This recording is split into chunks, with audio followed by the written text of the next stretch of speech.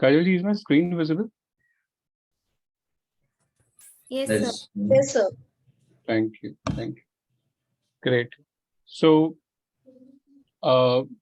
friends, I think the screen is something very similar to what we used to see earlier. I mean, olden days when the movie used to start, right? Because whenever I hear this topic like CLD, caveats, limitation, disclaimer, so something which comes to my mind is a movie. And since I'm from Mumbai, city of Bollywood, I thought let me start with a kind of presentation which looks like a movie. So let me try. I hope that makes a little interesting for you all. One second.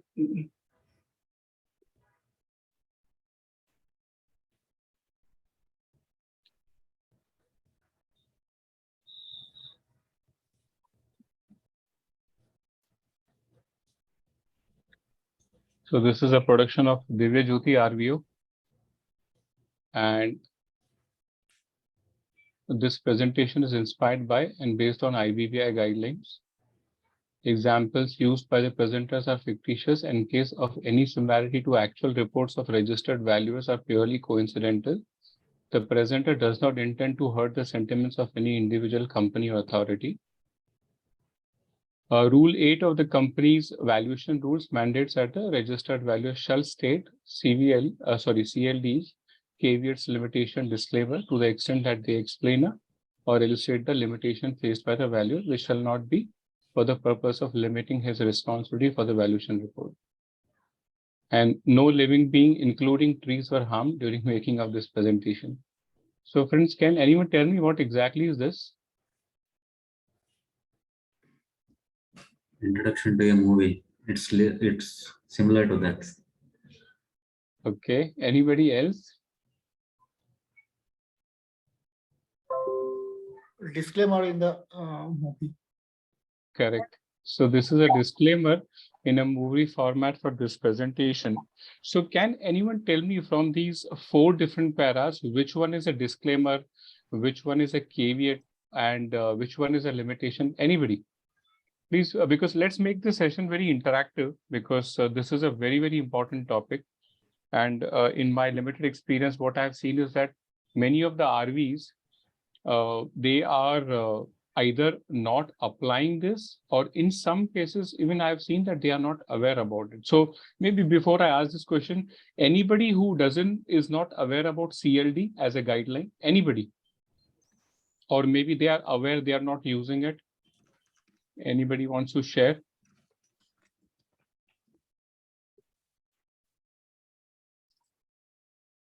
Okay, no problem. I can understand that could be confidential. But in all these 4 paras, anything which you think is a disclaimer, or it's a limitation, or a caveat? Fourth one is disclaimer. Okay. Second one is limitations. Okay. Maybe we'll come to the slide later after the presentation, that might be more clear to you, provided we get much time. But yes. Limitations there. Sorry. Yeah, please come again. Yeah, third one is the limitation. Third one is the limitation. Okay, yeah. I think you all are fairly right. So usually CLDs, caveats, limitation, disclaimers, which we'll see more in detail in the further slides. A lot of cases I've seen, they are used interchangeably. Sometimes a limitation could be a disclaimer also. So as we move further in the presentation, I'll very specifically highlight that what exactly is the meaning of caveat, limitation, disclaimer, 1. Second, what are some of the examples which IBBI guidelines they have prescribed, and why this is very, very important for a registered valuer. Because eventually this is, whenever a movie is presented, they start with a disclaimer saying that, for example, no animals were harmed, right? Or sometimes they put a disclaimer that anything which is connected with a real person, that could be purely coincidental. Because in a way, they are going to limit their liability. There could be a civil liability, criminal liability, anything could be there. So a very, very important aspect. And since we all are professionals, it's very important for us to have these disclaimers in the report, valuation report. So before we now let's move from the movie to the actual presentation. So we will be looking at the CLDs in the valuation report, and we'll be covering all the asset classes. Now, first, let's look at the valuation report, right? And also valuation report from the Companies Act valuation rule perspective. Anybody knows that, okay, let me first open the slide. Yeah. Can anyone tell me what is missing here? By the way, these are the minimum requirements. Name If and you address of the owner. name and address of the, sorry, name and address of the, Registered owner, sir. okay, so it says identity of the valuer, point number C. I think that will cover.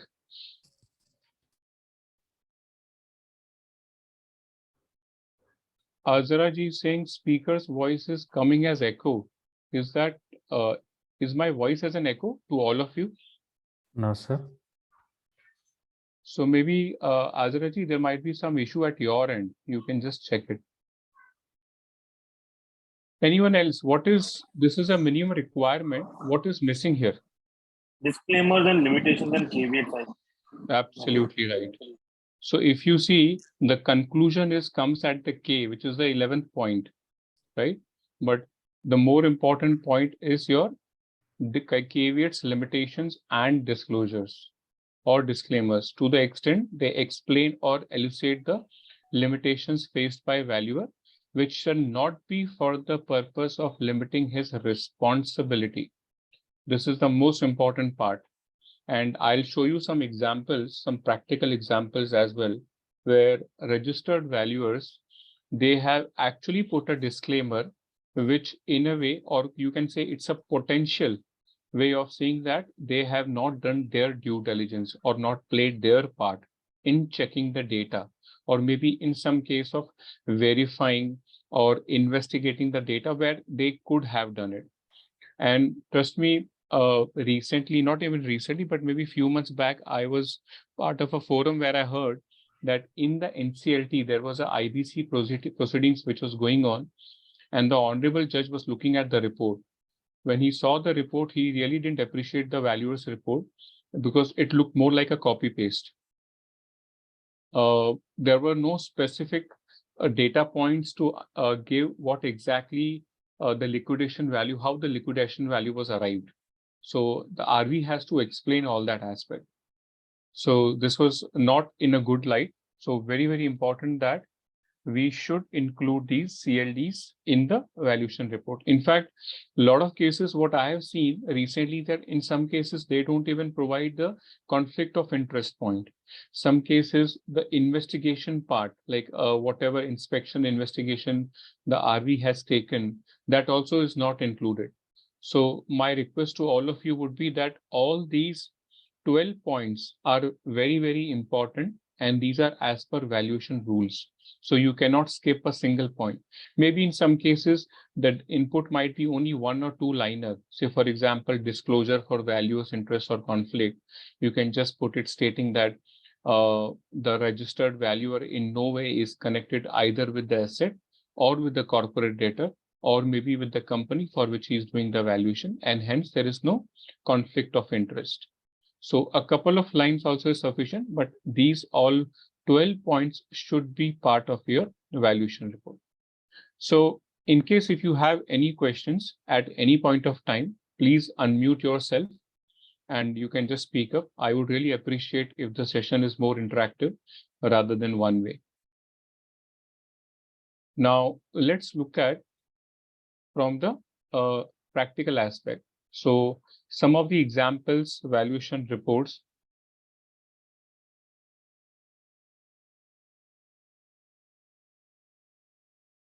Okay. So this is an extract from a valuation report, and this was for a SFA asset class.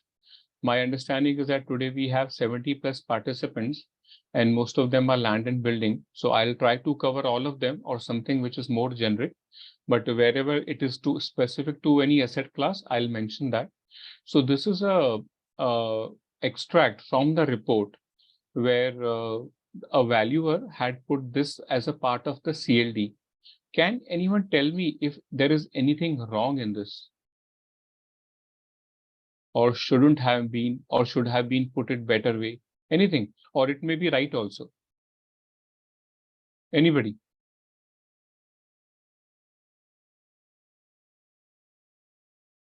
PPT is not clear.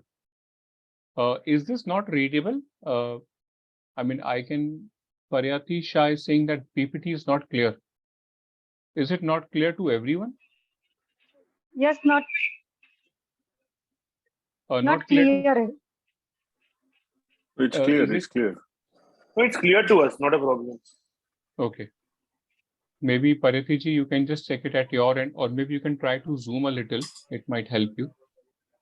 Zoom.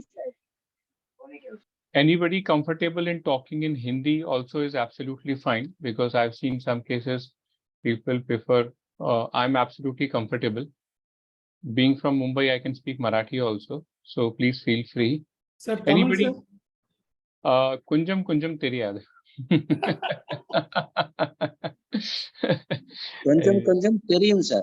Oh, sorry, Teriyum, yes. Teriyum. That's why I said Kunjam Kunjam. Yes, correct. Okay. So anybody? Yeah. थोड़ा मालूम है. Thoda malum hai. Yes. So anybody thinks that there is something wrong with this disclaimer? If it is not, it's fine. Let me show the another one to you. I think this is fine, I think. Okay. So one input is that this is fine. Thank you. The second one.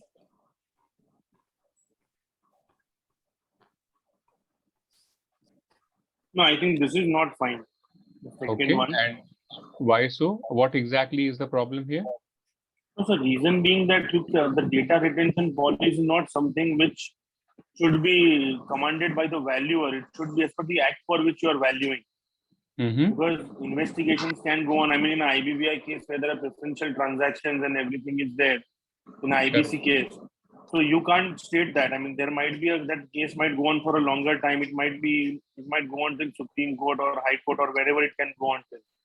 So PA transactions and other things, so it would be covered by the act for which you're valuing and not for the, rather for yourself, rather. Absolutely right. Absolutely right, Harshi. In fact, one more thing to add here, or maybe if somebody wants to add, what is the minimum requirement as per the valuation rules for data retention or working papers? Anybody? I think it is Years. 3 or 5 years. 3 It's years. 3 years. It 3 is years. 3 years. Yes, you all are right. Absolutely, 3 years. So this is not the right way Sorry to value. interrupt, Kukreja ji. Yeah, Sorry to please go. interrupt. Yeah, please. But I just wanted to understand that it might be 3 years as per the act. But let's say if the matter is going on before the court, can I dispose of the papers? No, and what you said earlier was absolutely right. Minimum is 3 years, and Correct. if there is a court, then if there's a legal case, you have to continue to maintain till the time there is a judgment for that case, final judgment. Absolutely. That's what I only want to Absolutely. confirm. Yeah, you're absolutely right. So this 2 years is not something which RV can share. So this is a wrong one. What about this one, the third one?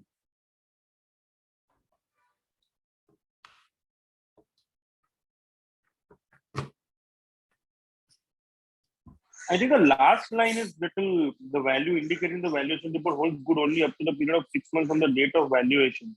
So I think valuation report does not have a validity as such. It is valid for that valuation date. That last line I feel is little, discomforting. Otherwise, other things are fine, I think, with this. Okay. Interesting observation. Anybody else wants to add to what Harshji mentioned or any other observations? Sir, even I saw some valuation in which the RVs are saying the valuation report holds good only up to 6 months. So is that correct, Kiranji? So can I add a bit more? Why I think is not correct, Kukreja ji. Can I add a bit more? Yeah, please. So basically, my point is that 6 months validity, it can be valid only for 1 day. So I'm not saying that there is something wrong with the 6 months. It might not be valid for 1 day also. So I'll give you a classic transaction where there is a transfer of shares in a day's time. Okay, to the holding company. So in Mhm. that case, if I've done a valuation as on, let's say, 1st of December and the transfer of shares happened on 3rd of December, your Okay. valuation report cannot be relied on because there's a material transaction happening after my report date. So that's where I'm coming from, that we as a valuer can't determine that value for valid for 6 months till the time we don't know that material events are happening or not happening. So to give a validity of 6 months, somebody might rely on that report and do a transaction, let's say in a month's time, and rely on this report to then value per share is only 10 rupees. I'm just giving an example, value per Yeah, share. yeah. Reason being I'm a SFA valuer. So that might be a Understood. case with land and building valuation also. That Mhm. might be a transaction. So you are giving a leeway to someone to use this report for 6 months. I mean, this is Mm. more so a limitation on yourself you are taking for the benefit of the client. Mm. So can we or can we not? So I think we Archie? should not, we cannot for 6 months. I mean, we Okay. cannot give away. We can say that it is valid only up to the date of signing. Any material events happening or any circumstances leading to a change in value can only be taken up afterwards, after I have given a go ahead on that. Understood. Understood. Fair Sir, point. sir, Kiranji Sir. was also. Yeah, Sir, sorry. Sir, as we know, when we do valuation, it will be on the date of valuation report, and future is unpredictable, and we cannot like understand what can happen in 6 months. Whether the property Yeah. will be there, he can dismantle it, he can demolish it. So it is not so good to give the 6 months period. Like in Yeah. future, again, 6 months period, we cannot fix the period, sir. Government policies, proposed roads, bus stands, shifting of facilities like sewage treatment plant may create a huge variation in the value. So the valuation report may not have an expiry period, but the value has got expiry period on the same date.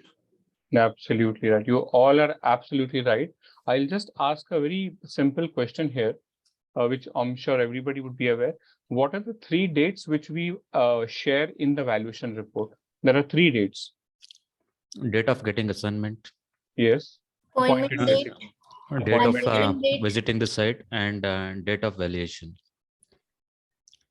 Okay. Nikita ji says date of appointment, Valuation, valuation report date, date.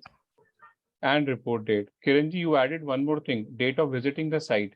Yes, Date sir. of inspection. Date of Date of inspection, sir. inspection. Yes, Okay, sir. interesting. So for land and building, so since I'm from a SFA asset class, I understand in your case, that will be the 4th date which you'll have to add to it, definitely. Yes, yes, sir. So if you look at all these 3 to 4 dates, it's very clear that the valuation was performed for a particular date. Could be 31st March, September, December, or any date as per the discussion with the client or the appointing authority. So you all are absolutely right that you cannot have a validity of the report. The report will always remain valid for the valuation date for which it was assigned or for which the valuation was done. So if somebody comes and challenges you that the value of the report or the value on that date is challenged, they cannot challenge that part because it's on the valuation date. So absolutely right. We can't give any specific validity for the report. Now let's look at some more examples. And Excuse this me, is where, sir. yeah, Sir, yeah, please go ahead. in these 3, which one is correct, sir? The first one. First one. Yes. The first one is absolutely correct. Yeah. Okay, sir. Now here, if anybody we have from plant and machinery. So I in fact have a question here. What exactly means RKAV-L10? Honestly, I tried to Google it. I couldn't find it. If anybody can share that. And now others can tell me if there is something wrong with this disclaimer.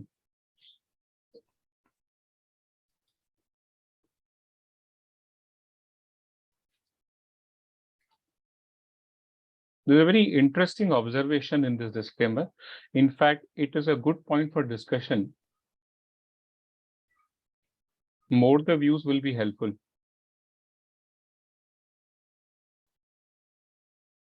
Sir, it is written no detailed analysis. Okay. Maybe the information was not available with the RV. Maybe, but that is not mentioned here. But there is one specific point which is I'm a little stuck with. Anybody from P&M here? Anybody?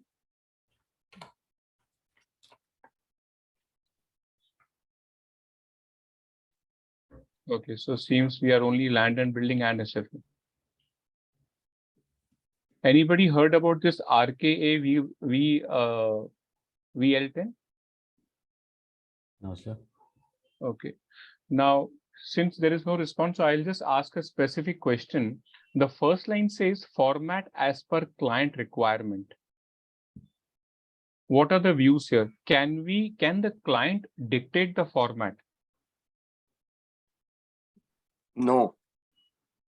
Okay, Chandrasekhar ji saying no. Depends on the purpose, sir. If it is for his own partition or other purpose, client can have his requirements.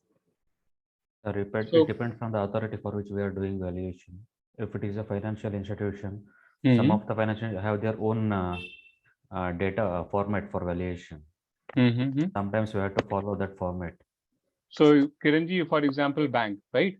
Yes, sir. Because sometimes bank, as you rightly said, banks do dictate this is the format they want, Yes. but there is a content in that format. Now, my question, I'll make a counter question here. So let's say Chandrasekhar ji says a client cannot dictate the format. You were saying the client, if it is a bank, can dictate. And technically, you both are absolutely right. But let's say if the client is dictating the format, still should I abide by the minimum requirements, or I have to go only with the client requirements? The only format is the client's. Remaining all the data it should be our observation and our opinions. So Absolutely. as per client and standard format definitely Standard should format. not be given up. Correct. So basically, Chandrasekhar ji, your point is that the both should be taken together, where the Yes. client requirements are taken care of, whereas as far as IBBI or the Companies Act rule, valuation rules is also taken care of. Am I correct? Yes. Absolutely. Absolutely. So here I was a little confused that how can we go with the valuation format as per the client requirement? One. Second, this report is having limited scope as per its fields and format. So if you read with the first line, now RV is taking the shelter of the format and defining the scope. This is what I have understood. If anybody has a different view, please add.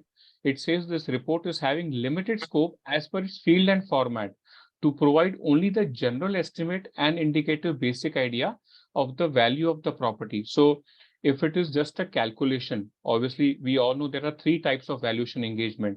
One is the calculation engagement where we just provide the number. Usually in case of startups, I have seen that kind of engagement happen.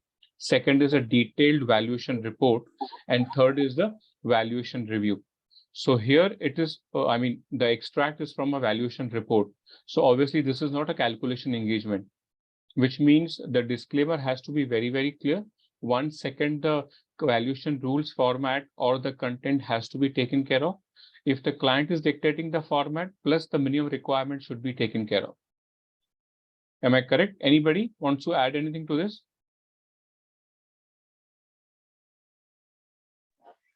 Sir, but that would depend on the scope limitation. Let's say if as per the engagement letter, the client has suggested that I don't want to do a detailed analysis. Fair. I just want for my management discussion and analysis purposes. There are a lot of in SFA assignments where it comes in. Correct. Just for the Absolutely. board presentation or something where I don't have any Yes. regulatory responsibility there. Yes. So my question to you, sir, I'm asking you, sir, actually. Yeah. My question to you, do I have to, as a registered valuer in each report, abide by that, or being a CA, I can go under a company, I can go under the shelter that the registered valuer rule does not apply to me. So the first question you need to ask is that the report is being given from a CA perspective or V perspective. No, but sir, I as a registered valuer, if I give a report or not in my capacity, I'm a partner in a firm, let's assume. Okay. Which is giving the firm, but I'm the signing partner, then what will apply to me? Okay. So here we have to look at 2 to 3 things. One, as you said, this is not a law requirement. This is not a statutory Correct. requirement. It's just for the information for the management, number one. Second, maybe you are giving this report in a capacity of a chartered accountant, then obviously these rules will not apply to you. But if you are going to sign as a RV, then these rules will apply to you. Now, this is Okay. the second point. Third, you'll have to check whether the overall scope of work, as I mentioned in the beginning, sometime back, that usually in case of startups, sometimes they come and say that, okay, I just want a very fair value. I'm discussing with a prospective investor, what could be the overall stake they can actually take into equity for the startup. So just give me a fair idea. So I'm not going to prepare a detailed report over there. It's not a valuation engagement. It is a calculation engagement. So in that case, if I don't follow all these points, it's absolutely fine because it is not a report. It is just a Okay. calculation. Okay, got it. Yeah, Got it. that call you can take. That clear. Thank you. Yeah. Marketability is also not considered, sir, in that case. Sorry, Subbu sir, I missed your point. When you say marketability means? Marketability is also not considered in this report, I think so. Okay, you're saying in this example, marketability should also have been considered. Not considered Not for this considered. case. Okay, For this case, okay. Point, very valid point. Yes, correct. it's a personal use only. Yeah, So we have correct. not considered the marketability also. Correct. Right. That's correct. Okay. Any thoughts on this part? This is also an extract from a valuation report. Now, IBC is the most interesting part to do the valuation. I know most of you would have experienced that.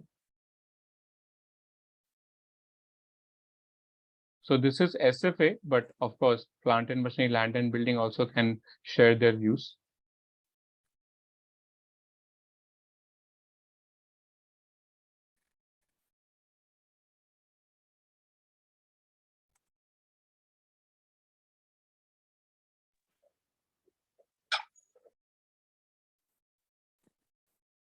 Okay, so in my view, I think this statement is relatively fair. There is no issue with the statement because liquidation value, obviously there's a lot of subjectivity comes into play. And the RV has to also look at that how exactly he will arrive from the fair value to the liquidation value. And as a market practice, what I have seen, even I have done that you always put a discount. So you, for example, if the fair value is 100, you might say the liquidation value would be around 50% of the fair value. But that 50% for whatever asset, in some assets might be 50, some might be 70, and so on, you have to justify on what basis. Maybe as it is said that it is the nature of the asset, right? Or the level of the difficulty. So level of difficulty, the classic example is receivables. If receivables, you do not have any aging, obviously, if they are pending for last 3 years, you can say that liquidation value could be 0. There is no confirmation from the debtors, and RP does not has that, or maybe they have tried, but they are not able to provide that input. So obviously, the liquidation value could be near to 0 or very minimalistic. But very important part of which I am trying to convey here is that you have to put it very specifically that this is how you have arrived at the discounting factor for each and every asset. Just putting a generic statement will not make sense. In fact, that eventually will lead to a lot of open questions, like somebody reading the report, using the report, may come back to you that how did you arrive at the percentage? So the RV has to be very much prepared with that answer.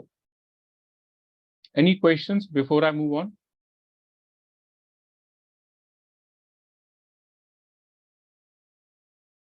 Okay. Now, this we saw.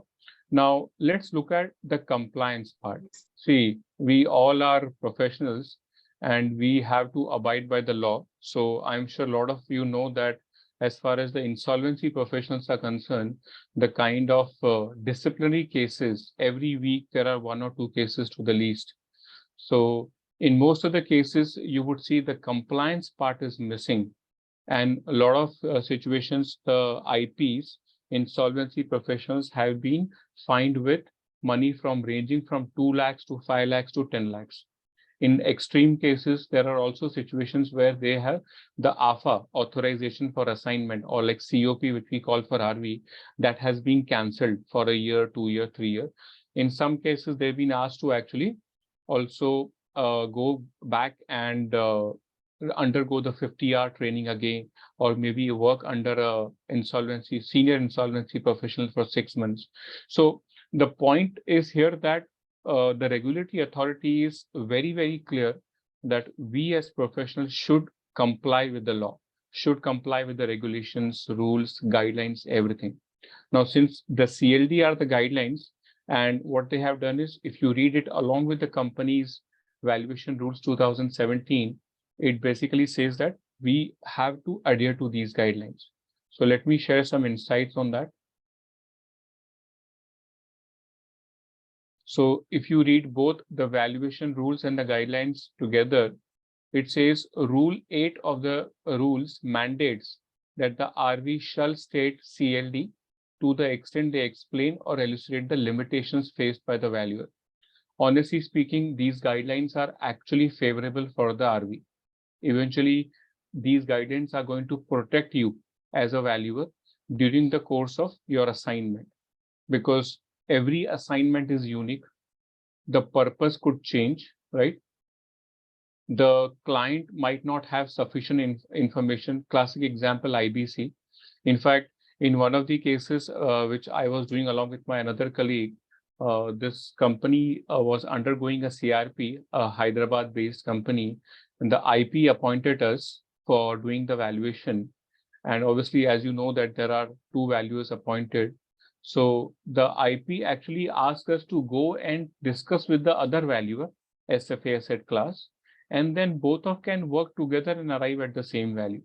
So you can see the information was not available in the first place, but other way around, IP is directing that, okay, once you are done with the report, or maybe he's done the report, you can work together.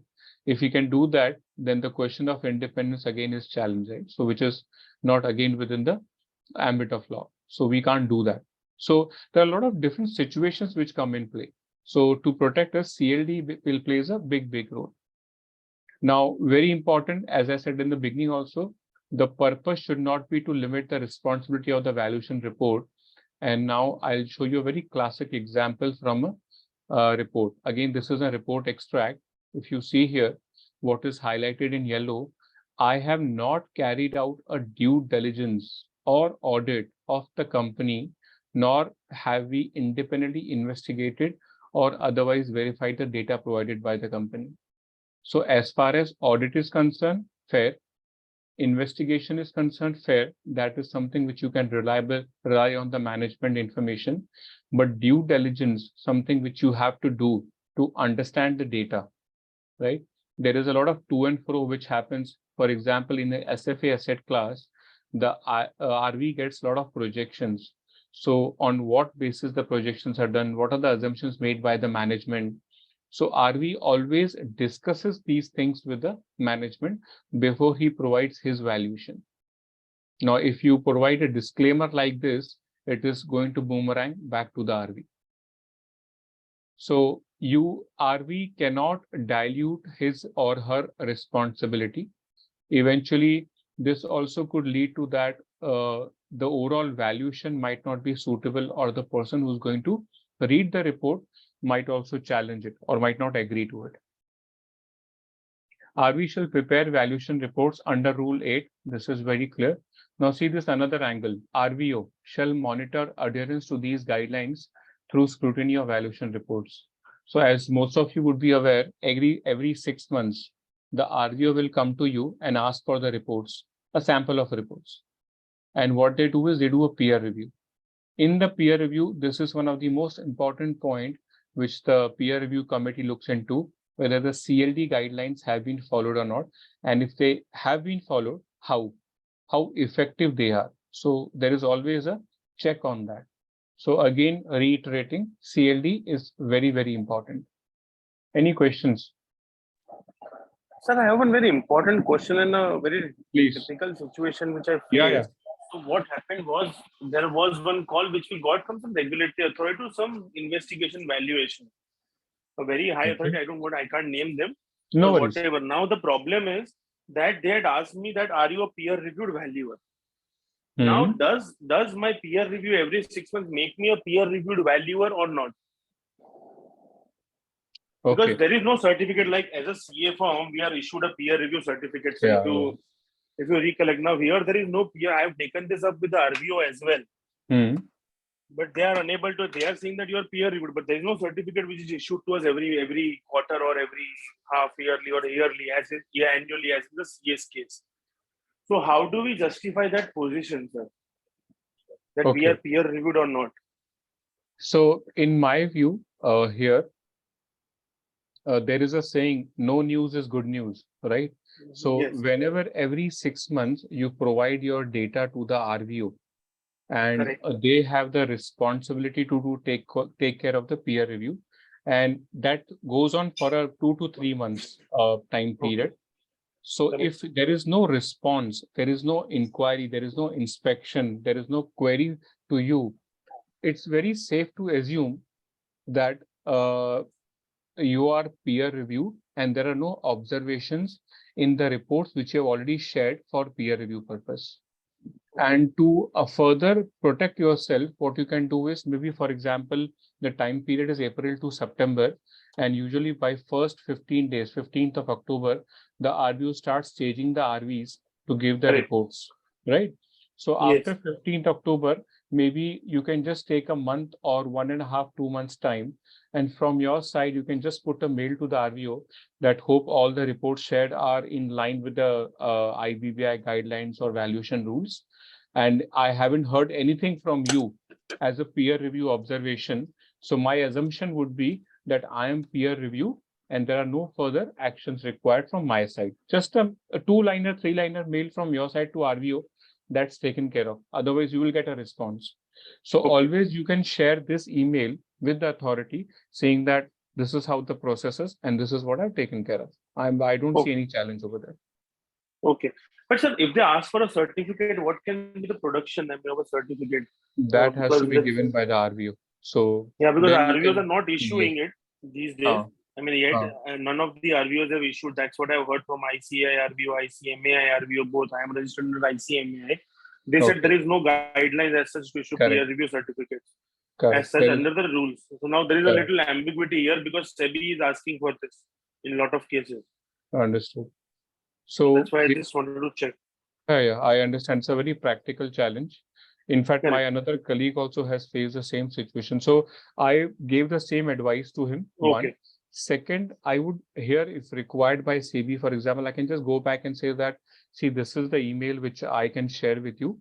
And as per the IBBI regulatory framework, there is no peer review certificate given to any of the RVs or RVEs.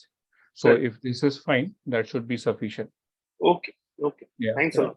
No problem. Anybody else with any other clarification questions? Okay. So another thing, just to highlight here, not very specific, but there was a national conference on valuation 18th of October. And these are some of the takeaways. I'll not get into more details of the takeaways. One good news was that the finance minister urged that now they should look at only registered values. They urge that they should look at, but again, there has to be a formal guideline for that. So this could be a good news in future that only RVs would be preferred as per RVs registered with IBBI. So there was a very important discussion, ethics, roles, and responsibilities. Now, again, this also comes back to this CLD topic, where we as a registered valuers, again, if I can just go back to the same point which I mentioned in the previous slide, that insolvency professionals are facing a lot of challenges. So I do foresee that in future, we as registered valuers will also be going under a lot of scrutiny, observation, lot of reviews, inspection, and all that. So it is better to imbibe these specific guidelines, which will eventually protect you in the future. So this was one important topic which they covered in the conference also. Apart from that, some of them are very routine, like IBC evaluations was the great contribution by RVs. There were a lot of publications, and here there is a link also on YouTube. Maybe once after the session, I'll share the presentation with all of you. You can just copy paste this link and you can also see the conference. It is an interesting one. And this was basically like in line with, we completed 5 years from 2017 to 2022. So it was based on that, like 5 years of RV as a profession. Moving on. Now, what was the need for CLD? So some part I've already covered, but there are very interesting insights into this. Let's look at each one of them.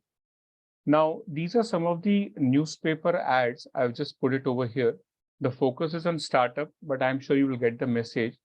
This was on 19th September 2022 in Mint. Says India startup valuation race mustn't be reckless. Basically, they are challenging the valuation. So I'm sure all of you would know the story of Zomato as an IPO, Paytm. So there are a lot of challenges, and they all are looking at this valuation as one of the key factors which is driving these IPO prices or the valuation. Look at this one. It says SEBI's tricky search for startup valuation. And if I highlight the specific point, the SEBI here is asking private equity and venture capitalists to share the detail of valuers employed and practices followed.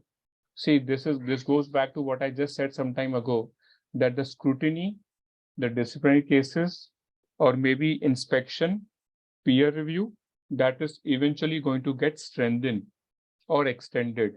So it is very important that we do all within the framework of the law. So SEBI is very keen to look at the details of the valuers and how exactly they arrive at the valuation. Now imagine if there is no CLD, so there will be a lot of to and fro between the authority and the valuer. Eventually, it might end up as a fine or penalty or maybe anything else, not in the favor of valuer also. So this is where the CLD will protect you. Another, Times of India. Why are Indian unicorns overvalued when valuation itself is linked with future earnings? So I'm sure Byju's is a very classic example, the kind of revenue recognition they twisted. In fact, one of the big fours who was doing the audit, they took more than 1 year to actually provide the audited report. So anyways, let's not get into all that, but it was a very interesting thing. You can read it on online.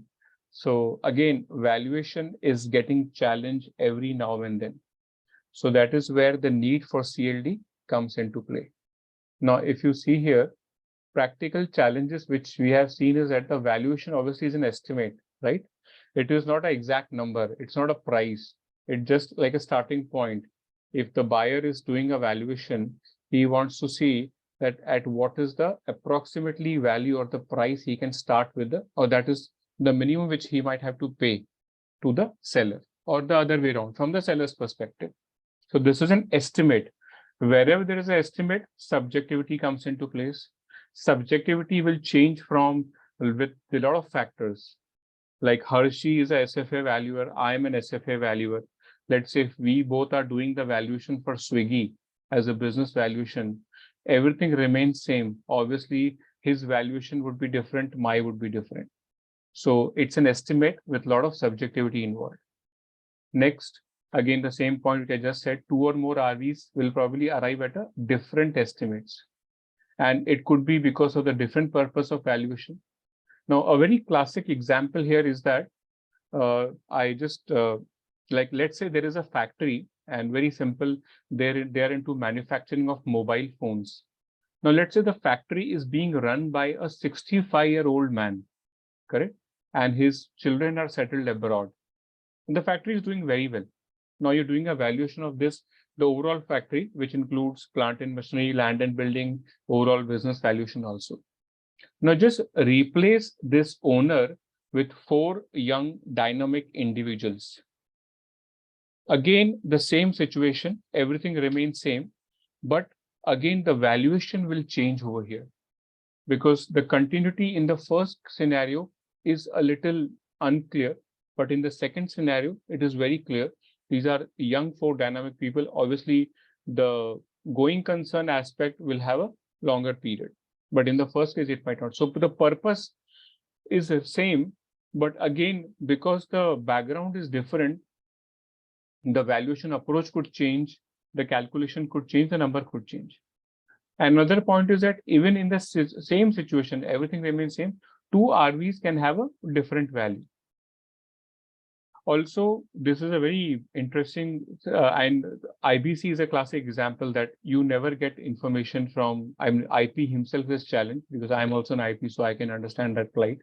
So IP himself is a challenge with information. The company is being closed for last 2 years, 3 years. There is no accounts team. You don't have enough information to give the balance sheet or the financials as of ICD, insolvency commencement date. How will the RV perform the valuation in that case then? So these are a lot of situations which lead to RV as a challenge where he can actually start using the CLD. And the impact of this would be like these situations will eventually question the ability and integrity of the RV. Obviously, if the report is incorrect, or maybe the values are not correct, or whatever information, or maybe in some cases, somebody's going to take a decision on this. Like I gave an example about the NCLT code. The honorable judge was looking at the valuation during IBC proceedings. So he challenged the report. So he said, if I am going to be the user of the report, I don't agree the registered valuer's calculation or valuation which he has given for the asset class. So this could be the possible impact. And this is where again, the CLD will help. Next, if you see here, how will CLD protect the RV? So a disclaimer, or you can say a CLD, will actually help the RV to mitigate the potential risk. Because as I mentioned before, lack of information, right? Lack of investigation, inspection due to some other challenge, especially COVID situation. There was, if there is a valuation assignment, you had to travel and do a physical inspection. It would not be possible, but maybe if you had to issue the report, then with a lot of CLDs, caveats, you can actually issue the report and provide the perspective that you were not able to do the physical inspection. So this CLDs will protect the rights of the RVs by cautioning or dissuading others when using the valuation report. Limits the liability of the RV because it is also serving as a warning for the person who's using the report. Next, it will protect the RV from incurring the liability or again limit the liability. Why? Because eventually the actions of the company, the appointing authority, or maybe like IP in this case could be, there is a lot of instructions which you get from this or information which you get from your appointing authority or the company. So that also could be a challenge. So eventually CLD will help you to protect or limit the liability. The report reader should also understand the risk involved in case he is using or acting upon the valuation report. So sometimes it is not always the appointing authority who looks at the valuation report, but going back to the same example, honorable judge can also be a report reader or the user for all the IBC valuations. So it could be anybody else also. So we have to keep that in the perspective. Any questions, any clarification so far? Or anybody wants to share their view, experience?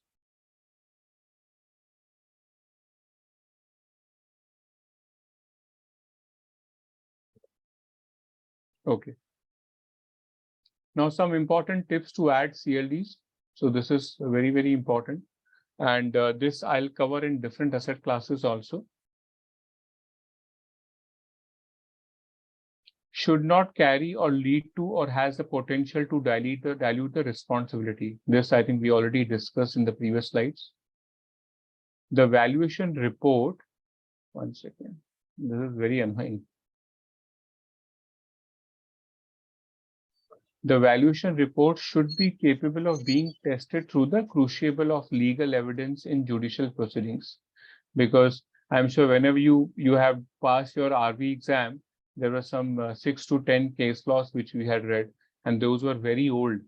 But if you see, they went through all these legal or judicial proceedings, and then there was some outcome of that. So eventually these valuation reports also could undergo the test of these legal proceedings, or they might act as a legal evidence. The next is RV may identify the rights he/she wants to protect. This is important. whenever you're issuing a valuation report, now I'll give an example over here. I was doing a valuation for intangible asset, and we started with the engagement, a lot of to and fro with the client. One thing which never became clear, or I would say it kept on changing, was the purpose of the valuation. So in my draft report, I had already mentioned, I had kept it ready that this is what I'm going to add as a caveat or limitation and disclaimer, that I am not sure about the purpose of the, or maybe the purpose is not clear. There are multiple purposes, and I'm going to consider one as a purpose. But eventually the assignment got cancelled. I had to give back the advance money also to the client because the ownership of the asset was challenged. So the client was not able to confirm that. So it's very important for us to, we know that what all things we have to be sure about, and we should be protected by that. In some cases, there are litigations. So you should make it very clear in the report that if there is any specific litigation, this is not part of the scope. So this will be taken separately. There will be a lot of cost involved. The client has to take care of that cost. So I'll cover this in the further slides, but these things are very, very important. Identify the areas where she might be subject to liability. Now, as you all know, the minimum fine in case if without intention we are found there is something wrong with the valuation report, its minimum is 50,000. And that is a joke also which we play in the RV circle, that should be at least the minimum fees. But it could go up to 5 lakhs. So that is a liability. So we have to protect our liability also. Clarify that the contents of the valuation report pertain to specific use. This is one of the requirements of the valuation report, Rule 8, the previous slide which we discussed. Very important, what is the use of the, or the purpose of the valuation. Caution to the readers. Again, how you will send the caution with all these CLDs, if there are any specific risks involved. However, a disclaimer will not by itself be able to exclude the RV's liability in respect of negligence in the performance of his duty. I think this is very, very clear. So how many, maybe you can have 5 to 10 pages of disclaimer, but if there is a negligence from the RV's part, that obviously cannot be evaded. So that part RV has to take care. He can't just say that I have not done the due diligence, I did not get the data, but I am issuing based on my judgment. No, you have to be very, very clear about it. Any questions?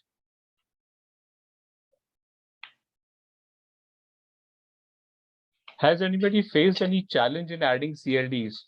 Or maybe anybody wants to share that they add these CLDs always in detail, 2-3 pages. Anybody?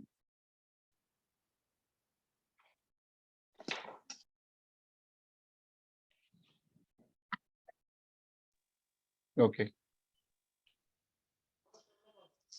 Now, in these IBBI guidelines, there are some specific inputs, or maybe I would say WhatsApp पे है नक्शा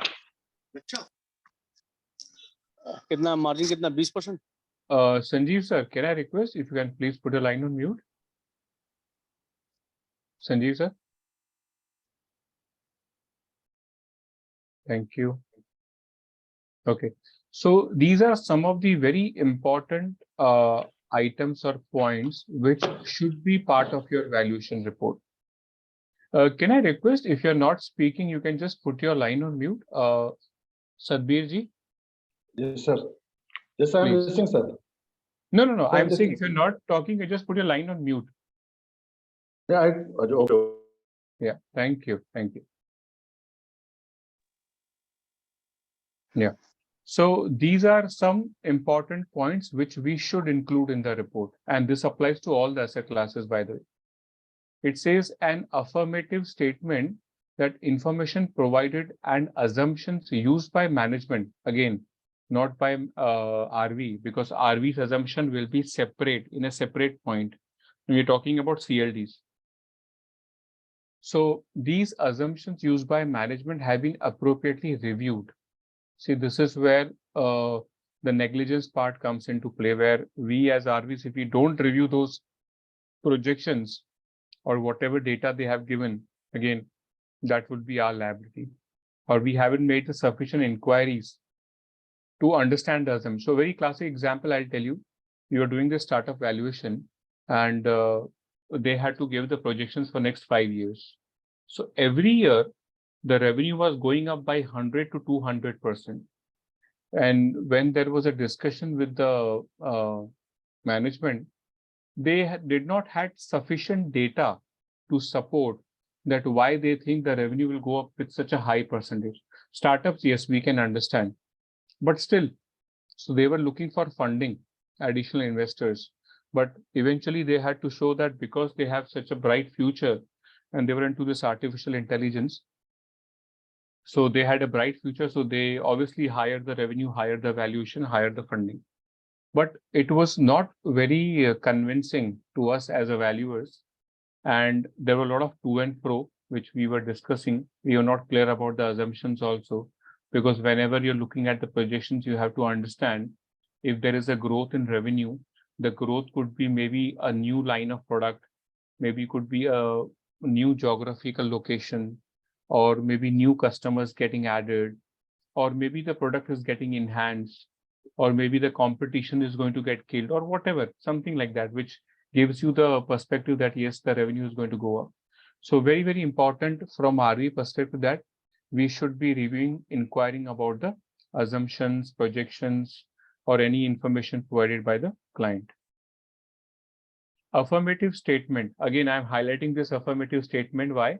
Because as per the guidelines, you are supposed to include this as part of your report. Now, the moment you include it, it's your responsibility. So, which means you have to check them. Affirmative statement on the adequacy of information and time for carrying out valuation. This is again a classic example. I'm sure a lot of you would have faced. The client will come today and say that I want the report by tomorrow or day after. Has anybody come across that situation? That they want a report in 2 days? On the same day itself, sir. It's impossible. Maybe in some cases, land and building, it might be. So, Kiranji, any experience where you have given the report on the same date? Yes, sir, it was given. And you had all the information? Yes, sir, all required information was given by the bank. And it was just a day before the loan meeting. Wow. So you were appointed today, you did the valuation today, and you gave the report today. Am I correct? Yes, sir. It happened only once. Okay. But did you went through any peer review? Were you questioned or, any discussion on that part? Yes, sir. Actually, it was said that if it is not possible to give the loan tomorrow, then it will shift to next month. Okay. So because of that, I had to do. Okay. Interesting. Any specific precaution you took care, Kiranji, for the benefit of all the participants? Because it's a very unique situation. Anything you want to share that this is what you took a precaution? Sir, as it was only site and I have done so many valuations in that area, it was not so difficult for me to do that valuation. Okay. And if it was some building or some building under construction, it is not possible to do on the same day. So this was like a ready property, very Yes, easy. it was just a land, only land. Just a land. Okay. And all the rates were previously known, as I have done valuation in the same area before. Okay. So it was not much difficult to Understood. Understood. Interesting. Very interesting. Anybody else with some interesting situations?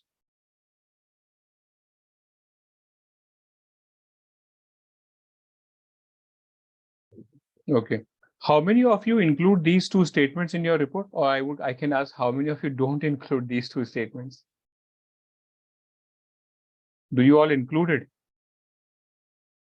See, again, I'll take a subjective view. Silence could be no or could be yes also. Anybody? Okay. So I'll take this silence as yes, which means you all are including these two statements. In case if not, so please start including this as part of your report.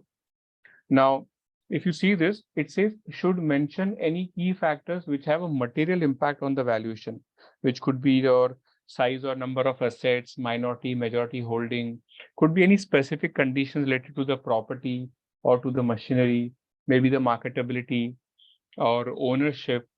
So those all things should be very specifically highlighted in the report. And in case of tangible assets like land, building, plant, machinery, the impact on the value due to faulty structural design or contamination, that also should be specifically highlighted. And depending on the circumstances, we can take a call. I mean, how you can put this information. Anybody came across this situation, land and building, where there was an issue with the structural design, and how did you attempt it to put in the report? Anybody wants to share? We put a disclaimer that we have not done any structural audit on the report. But sir, tell me one thing, that when you do the valuation, you have to physically inspect. Am I correct? Sir, actually the structure part is not it's a huge thing. Actually, it needs a lot of data and it needs a lot of calculations. Okay. Apart from that, a valuer cannot be a structural engineer to validate Correct. the structure. Correct. Valuer is a valuer, not a structural engineer. Correct. But actually, my point here is that, let's say if, okay, I'm just making up the situation, if you're valuing a building and you see that the building is not in a good condition, right? In Yes. such situations, what will you do? We say that the structure is not sound, or like that we put our comments. Okay. And then And do you? accordingly, if the structure is too bad, we may not value the structure, we value only the land. If it is have got some residual life, then we will value till the residual lifetime. Okay, understood, understood. But it's a very important point to be added, right? Because based on the Yes, sir, but physical, one thing, we Yeah. may not, the good-looking structure may not be really structurally sound sometimes. good point, absolutely. Because I was talking to one of the land and building valuer, and in some cases, depending on how old the building is, they appoint an expert who provides a report. That report becomes a part of the valuation. For example, the building is 30-year-old, correct? And eventually, in that report, it might be mentioned that the building has to undergo a lot of repairs. Otherwise, it will have it might fall also. So in that case, the valuer takes care of the situations and accordingly it gives the valuation. Because as of valuation date, the building has not been repaired. So based on the input given by the technical expert, overall, the valuation is understated. So has anybody come across this situation, or it's a practice which you all do? Yes, Land yes, and building it is values? very common because in many cases, there are certain structures which are not in good condition. Mhm. So a structural audit is called for. Okay, And after the audit is given, then the valuation can be prepared. understood, understood. So here, Chandrasekhar sir, who takes the call? Whether you take the call to appoint or the client? See, in my case, it is, I'm a structural engineer myself, actually. Okay, okay. So I come to know whether the structure is good or Ah. bad. And I also have the necessary non-destructive equipment to do Mhm. testing. Okay, So there is no issue in my case. correct. So the bank, I inform them that is these additional tests are to be done. Mhm. So for that, I make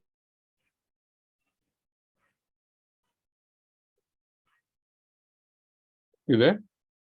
sure that they give us a Okay, understood. So eventually, if I'm not Separate. wrong, letter with Separate letter of appointment. That is done.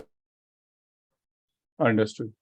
So sorry, your voice is breaking. So yeah, but I got your point. So basically, the scope of work will change if you want to evaluate the structure also. Am I correct? Understood. Interesting. So recently, I'll just another example, which is not exactly related, but something related. So one of the liquidator wanted to, the company is undergoing liquidation, and they have these paintings and artifacts. Now, these paintings and artifacts, can anyone tell me who will do the valuation? Will it be land and building, SFA, or P&M? Anybody? None of the above, sir. Okay. So Kadir Velji is saying none of the above. Does everyone agrees to Gadriji? Sir, what was the Paintings question? and artifacts. Who will do the valuation? Sir, I think it will be done by a subject matter expert, Mhm. not these. I mean, we can rely on someone else's report who are specialized in doing this. Very good point, Harji, but I'll ask you a counter question here. Liquidation is as per IBC 1, Correct. which means the liquidator has to appoint only a registered valuer. Do you agree? No, sir. Actually, there might be a situation where you might have to deviate from the same to get the best Okay. possible value for the company, but that has to be subject to NCLT approval anyway, COC and NCLT approval. Okay. Okay. Fair point. Fair point. It's a view. And what I have seen in my experience, that the way IBBI has structured these asset classes, plant and machinery, very specifically, who can do the valuation, what all assets will be part of plant and machinery, right? Basically, anything related to automobiles, machine. Land and building also is very clear. Whatever does not falls in these two asset classes will automatically go to SFA. This is how I have seen as a market practice also. Yeah, So- same goes for the intangible assets, sir. To Correct. put in that, so same is going for intangible asset, but then you have to rely. So basically, there might be a scenario where a SFA valuer is giving that valuation report, but as a SFA valuer, I am not equipped to do, let's say, a valuation of a painting which is, let's say, 20 years old or 25 years old, which might have a huge value in True. terms of a bidding process. There are a lot of corporate houses where, in the case of liquidation, people have seen that. I mean, the paintings have got them more value than the real assets. I mean, there have been scenarios I have seen. Yeah. Correct. That was the only thing left in the company, it would seem. True. So as a yeah, SFA, you good. can give a report, but then it has to be backed by someone. You might have to rely on someone to give that report. Absolutely. And that is the approach we are taking in this situation, because land and building, plant and machinery obviously will not be able to help us here. So what we are doing is we are appointing a SFA valuer, number one. SFA valuer will actually appoint a technical expert who will do the valuation. And this SFA valuer, based on that technical report, will provide the fair value. And then he will make a judgment call, obviously with some data points, on what would be the liquidation value. Because the challenge is that this company right now has only this asset. There is no other asset. So obviously, SFA is the only asset class which they will have to appoint as a RV. So this is the approach which we are taking. So yeah, Anybody we have has- also taken a similar approach in case Okay. of our database of the company, which is into map business. So basically, Sorry, they develop the map. map. Databases Okay, they map. develop. So there are a lot of companies in startups which are developing map databases these days, along with the consent of the Geological Survey of India. Because Okay. they are, I think, India is going into that Make in India concept for developing maps. Now, maps as a database does not have any. Any expert would not be able to do it. I mean, as an intangible value, it's an intangible. But then as a SFA also, we can't value that unless and until we know the utility and the marketability of that. So in that case, there are a lot of valuers who do this valuation. We have seen that in one of the cases. Okay. I mean, they assign a value to this, and then whatever the realizability is our forte as a being a certain securities or financial asset, SFA value. Correct. How much it is reliable and marketable. Understood. Yes. In fact, just to add one point here, I think India is also contemplating to start using their own native satellite, right? Which is NIWAC, if I'm not wrong. Yes. Right now, it's all based on GPS, which is the United States satellite, but they want to switch to this NIWAC. Yes, So India is wanting to shift to the navigation system, their own navigation. No, yeah. In fact, there was one even for the flights they are trying to develop now. Correct. There's one startup which is also helping me now. Okay. So they are trying to develop. So one of the flights are also taken off by Indigo. It was the only Indian operated flight ever operated in India, using all the Indian systems. Yeah. Interesting. Great. Thanks for adding that. Thanks. Okay, so let's move on. Now, some of the CLD guidelines, some of the key takeaways. Can anyone tell me what exactly these are?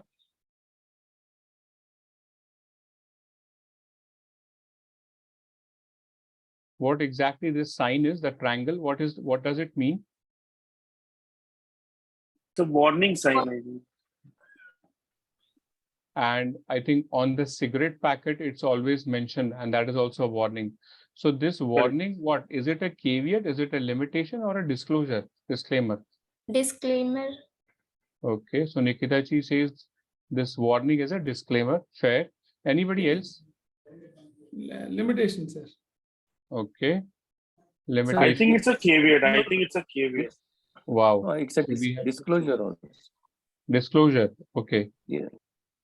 So we have all most of you have selected all the options, right? Caveat, limitation, disclaimer. Anybody else? Maybe somebody might have a view that It's it a is none of them. warning. It's a warning. Correct. But warning will part of which three CLD? Caveat, limitation, or disclosure? That's my question. It's a disclosure, I think. Okay. So it's a disclaimer. See, anything, if you see on the cigarette packet, it is a warning, which means the user of this packet has to take a call whether they want to smoke or not, or maybe whatever. It is a warning. So always, I mean, they are, sorry, disclaimer. Okay. Yes. So the cigarette is being sold with a warning, which means the call always has to be taken by the person who's buying the cigarette. The same if I come at the valuation report. So you are giving a warning in the valuation report.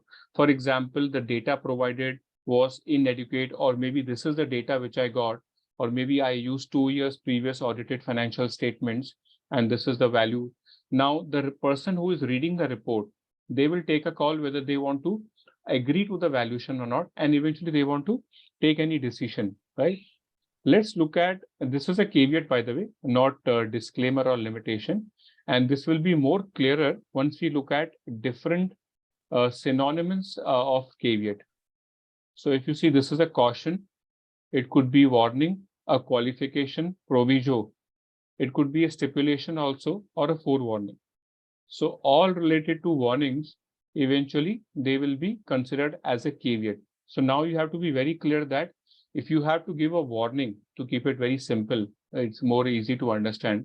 In your valuation report, what are the cases which you need to, so that you are protected, right? And the person who is the reader of the report also, he understands that this is going to be his responsibility to take a call despite this warning if he wants to use the report for any decision making. What is this? Can anyone tell me?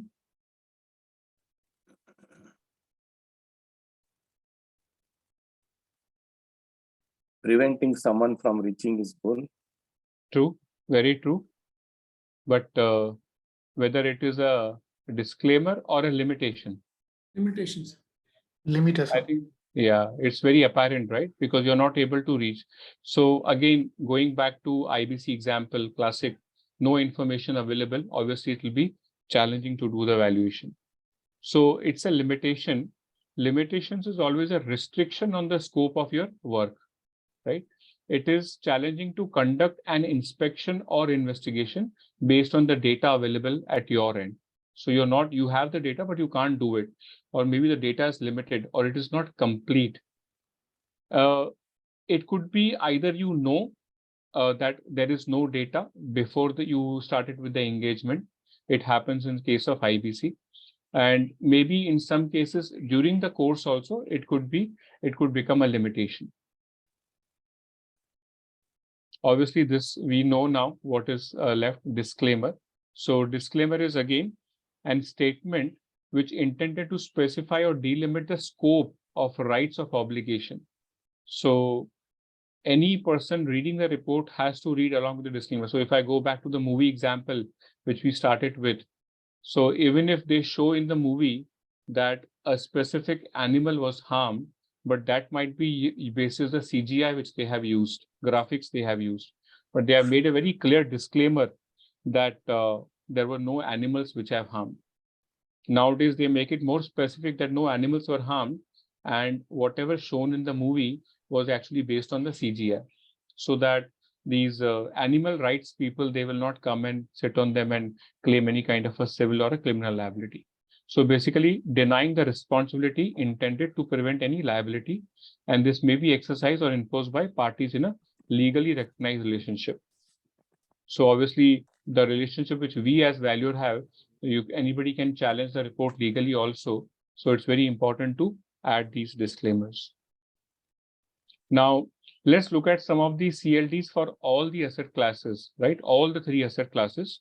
Let's look at them one by one. I would request all of you to please share your views also if you have a different view. The restriction on use of the valuation report. So if you go back to those 12 points where, as per Rule 8, there are minimum requirements. There is a very specific point on the usage of the valuation report, but still part of CLD. It's very clear where RV has to mention that it is not his responsibility if the report was being used unauthorizedly. I'll give you a very simple example here, very interesting. There was an insolvency case happening for a real estate developer in Delhi.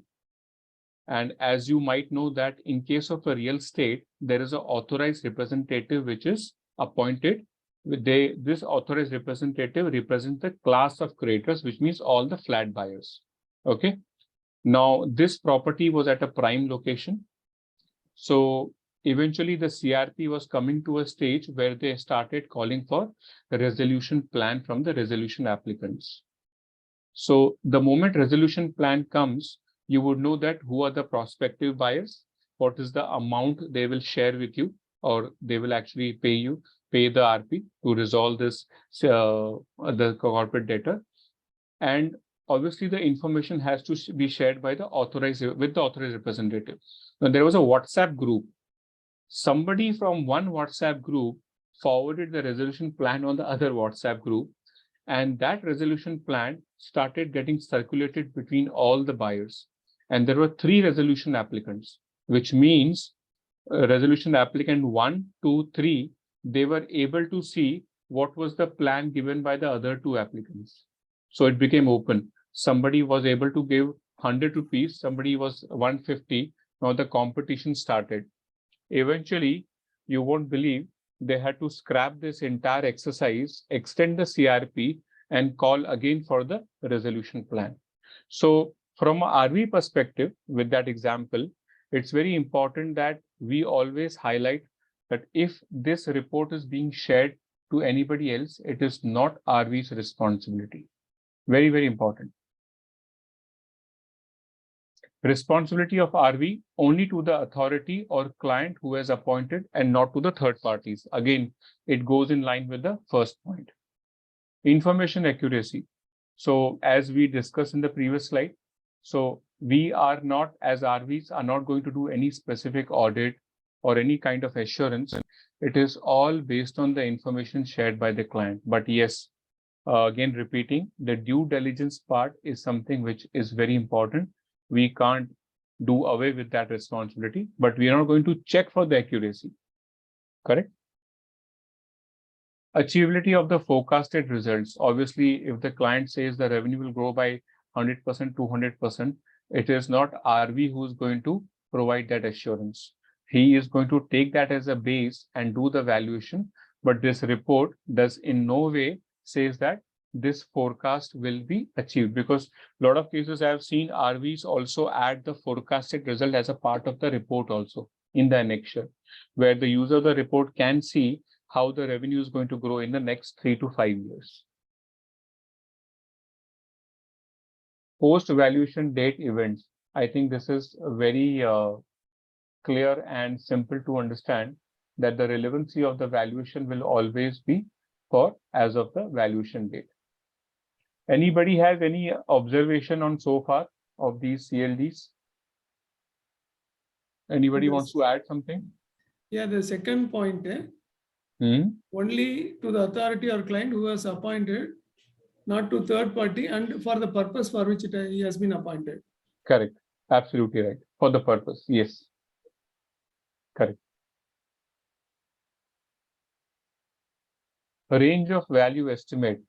So here sometimes, okay, before I get into this, Can we provide a range of value? If yes, then any thoughts on how that range should be provided? Anybody?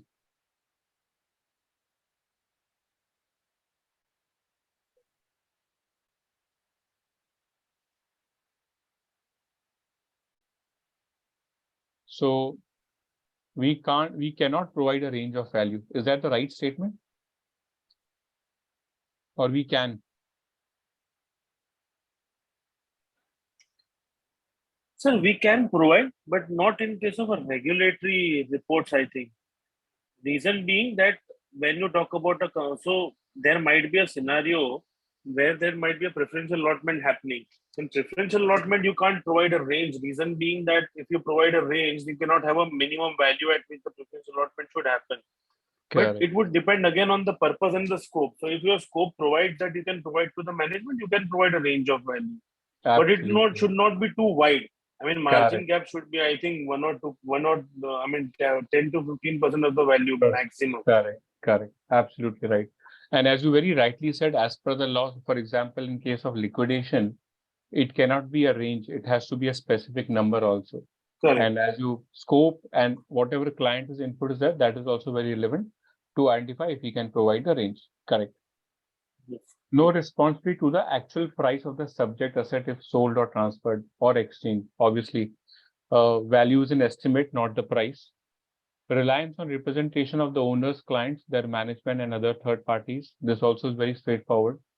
No procedure was performed to corroborate information taken from reliable external sources. Obviously, if you're going to, like in case of SFA, we rely on some data from moneycontrol.com. It's a market available data. So you can't say that we have to corroborate that information separately because eventually it's a reliable external source. So you can always put that there is no procedure to reconfirm that data, but it's a reliable external source. Compliance with relevant laws. Now, a lot of cases, maybe somebody from land and building or plant and machinery can add here that there would be some specific laws which they have to follow for these specific assets. Maybe if they have to maintain it. For example, in case of a pollution, if there is a factory, and I think there would be a specific check also, which you have to do that there is no pollution beyond a certain level. So if the company would be responsible here to abide by those laws or follow their rules. It's not the responsibility of the RV, and he's not responsible to check also. So he has to just ensure or assume, and part of his report, that it's assumed that company is following with all the relevant laws. Any thoughts, any inputs on this? Anybody from land and building, plant and machinery?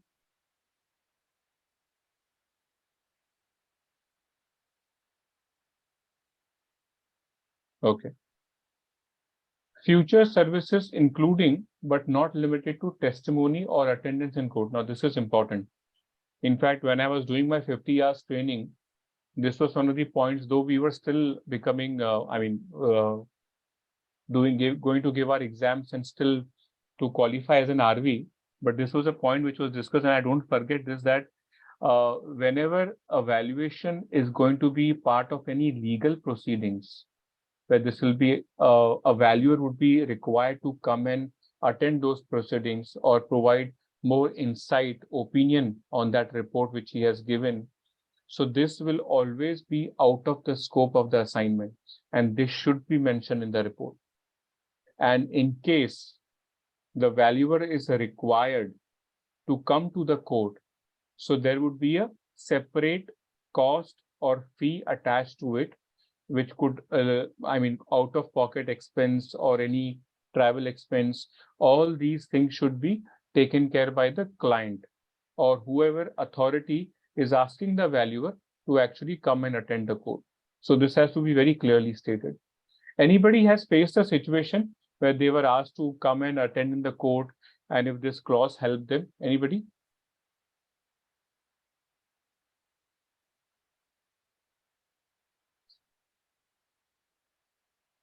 Okay, so all of us are lucky. Good. Unavailability of information as on valuation date. I think we have discussed this in detail, so I'll skip. CLDs for tangible asset. This is your plant, machinery, land and building. Title deeds of properties not verified. Obviously, this is all based on the information provided by the client. So RV is not responsible to verify those title deeds. Legal and other issues, again, in line with following the relevant laws, right? Sketch plan and photographs, RV, I think somebody mentioned that RV is not a surveyor. So obviously, whatever information is given by the client, they have to go with that. RV's observations are not a warranty. I think very straightforward. Hazardous conditional material assumed in the absence of contrary statement, not qualified. Now, this is something very similar to the building structure, what we discussed, but maybe in some cases for plant and machinery, if there's any specific material which is going to impact, if there is no contrary information available to that, obviously RV is not going to assume it, because if it is there, it will impact the value very obviously. But if there is no information shared with him, and based on his physical inspection, also limited whatever he can gather, he can say that it was not there. There was no hazardous condition which he could observe. So sorry to interrupt here. Yeah. Just wanted to on the title deeds point. If the title deeds are not verified, and if there's a title issue in the document, I mean, can we rely on that valuation report? Because title deeds, if are not verified, I mean, it's a major point. Well, if I don't hold a title, I am not entitled to that benefit. So can we rely on that report? Because generally, as a practice, we have seen that all the land and building valuers, without a title verification report, they don't provide usually a report for the market value. The genuinity, sir. Sorry? The genuinity is not in the scope of valuer. No, not about genuinity, but I'm saying that if without verification. In so many cases, legal opinion will be taken first, and after that, it is given to valuation. So I'm saying whether this caveat can be included. That's what my question is. The title bids of properties are not verified by a valuer. Definitely, sir. We are not produced with original title deeds. No, we are given with copy of it. Sometimes it may be a forged one. We are going by the legal opinions report, legal title investigation report by the advocate. So we cannot take the responsibility of title investigation. Okay. The genuinity of okay, so it's about the genuinity of the document. It's not about Yes. that these are not verified. Okay. But title deed obviously would be part of your overall documentation. Am I correct? Though you will not verify it, but it will be part of the documentation. Yes, sir. Correct. So Harshi, I think your question is answered. Sir, in so many cases, even the Yes, sir. advocate Yes, cannot sir. find out whether documents is original or fake. Sorry, Kiranji, I missed your point. So many cases. In some cases, even the advocate cannot find whether the documents provided is genuine or not. Yeah. Because there are so many cases pending against them also. And as we are not a legal person, it is difficult for us to verify these title dates. Now, just a very hypothetical question. You all can help me, Kiran Kumarji, Kadirji, or anybody from land and building. Apparently, if it is you as a valuer, you can see that the document doesn't seem to be genuine. Apparently, on the face of document, can you demand from the client that it should be verified first before I give the valuation? I'm just making a hypothetical situation here. If we have not come across such a situation, sir, if we find, definitely we will reject the report, not ask for any further clarification. We cannot take risk when we suspect something. Exactly. We cannot take risk. So in this case, the caveat will not hold good. Am I correct? Because it is very apparent from the document. So obviously you will take that care that first you ask them to get it verified, then you will do the valuation. Correct? Yes. Sir, title deeds are backbone of any report. Yeah. Obviously. Correct. Sir report मध्ये आम्ही लिहितोय की जो paper येतोय तो Xerox copy मध्ये paper आहे असं लिहिलं जातोय सर माझ्याकडून आम्ही लिहितोय कारण का तर जर पेपर जे शक्यतो पेपर हे झेरॉक्स कॉपी मध्ये दिले जातात आणि त्याच्या झेरॉक्स मध्ये आपण काय पाहिजे ते चेंजेस करू शकतोय साहेब झेरॉक्स कॉपीत आणि हे झालेलं आहे सर कोल्हापुरात तशा केसेस झालेल्या आहेत ओके. Hello sir. तर त्यामुळं हा. काय हम्म. त्यामुळं बोला काय बोला. होतं की जो डॉक्युमेंट्स टाईप दिलेले असतात त्याच्या पुढे समजा 7-12 त्यानं दिला असेल तर 7-12च्या पुढे कंसात लिहायचं झेरॉक्स कॉपी. अंडरस्टूड. म्हणजे Yes, ते कळलं मला, ते तुमची रिस्पॉन्सिबिलिटी नाहीये ऍज अ रजिस्टर्ड व्हॅल्युअर. पण असं आपलं अपॅरेंटली आपलं असं वाटतं, म्हणजे ते डॉक्युमेंट खरं नाहीये. Yes sir, yes sir, yes तुम्हाला sir. what you can do is you can always report that the documents provided by the client or bank were copies of the original title deed. However, the original title deed has not been verified. Correct. Sir, Excuse me, Prakash sir, sir. I have a doubt, sir. Yeah, please. Is it written somewhere that valuer, it is not a duty of valuer to verify the title deeds of the properties? Is there any written statement like that? So in future, if anybody is required or anybody has faced such problem, they can produce it. Is there any Kiranji, yeah, this is part of your IBBI guidelines. Sir, So what I'm sharing you over here on this slide, this is Yes, sir. very specifically mentioned in the IBBI guidelines, and IBBI is obviously our regulatory authority. Yes, So it's very clear for all tangible assets. RV can always put a clause, CLD basically, that he has not verified title deeds. Okay, sir. Thank you. It will be helpful, sir. Yeah. And in fact, along with this presentation, I'll be attaching the CLD guidelines also. It's a 17 to 18 page document. They have given a lot of good examples of, for each and every asset class, how you have to put these CLDs. So I would request all of you to please go through that. Last 5 to 7 pages are on those examples. So whenever you're giving the valuation report, it is going to be very helpful to you. Eventually, it is going to protect you.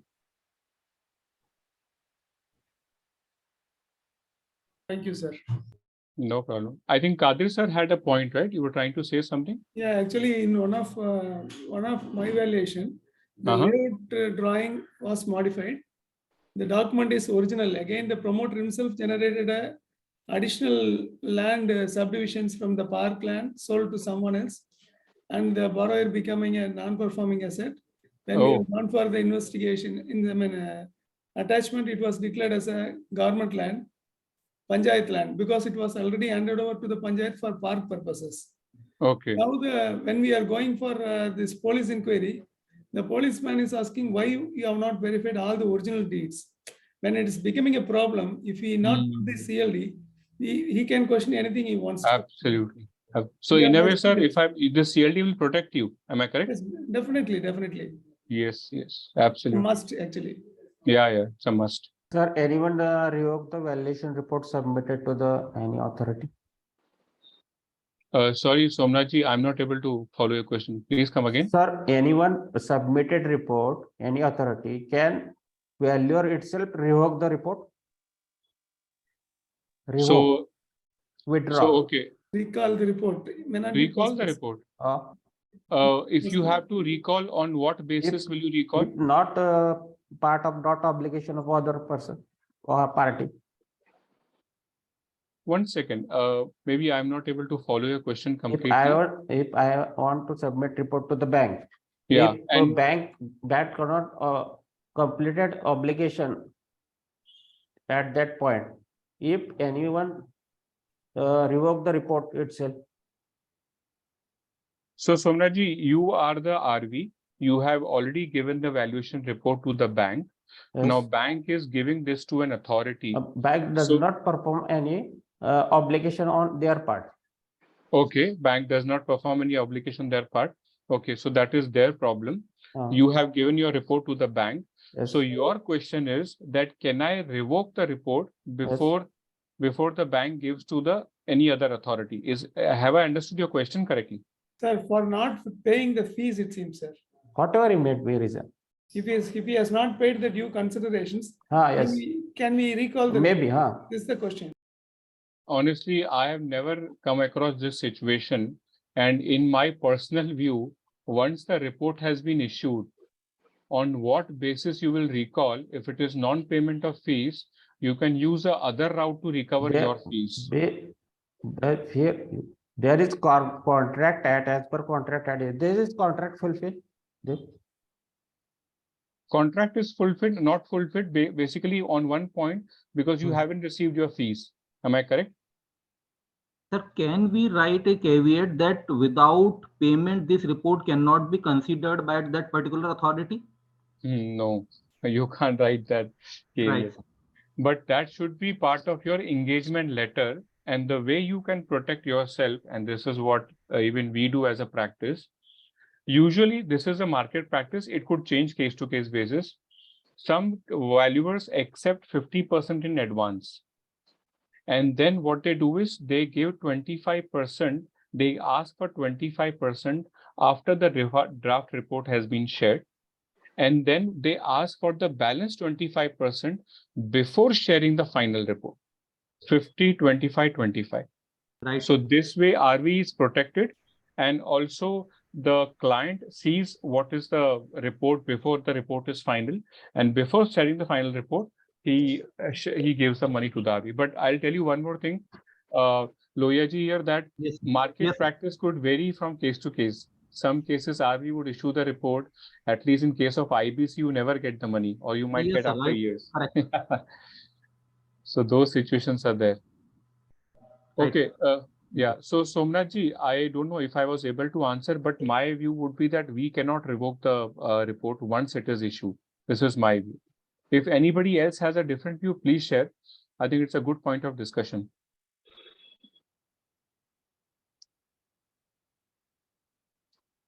So does that help, Somnath ji? I think contract is not fulfilled. Other options are there. Yeah, you have to use the other options, but revoking the report, because eventually when you give the report to the bank, if they have not fulfilled their obligation, they might have already used the report for somewhere. They might have already percolated the report somewhere. So the report is already out.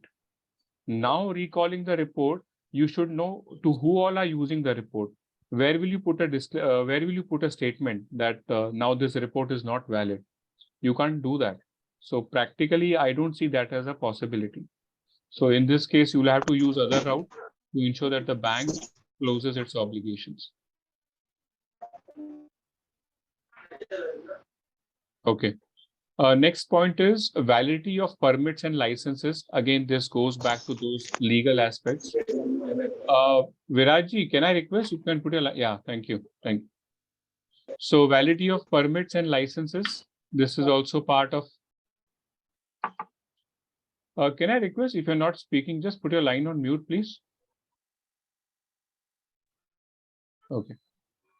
Independent third party. Again, this is also very straightforward because the RV will always be liable to the appointee, who is appointed, or the client.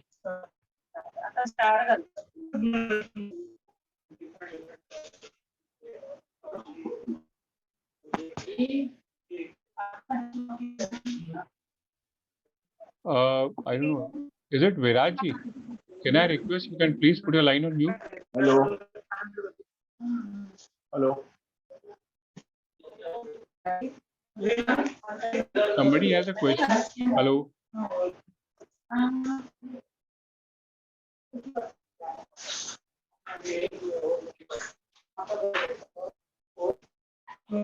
Okay. Anybody from Divya Jyoti? If you can please help to put the person on the mute, because I can see there's a lot of disturbance. Yes, sir. Thank you. Okay. So another important aspect, now it's very easy to say that you put these CLDs, put a disclaimer, and then you are free from all the responsibility.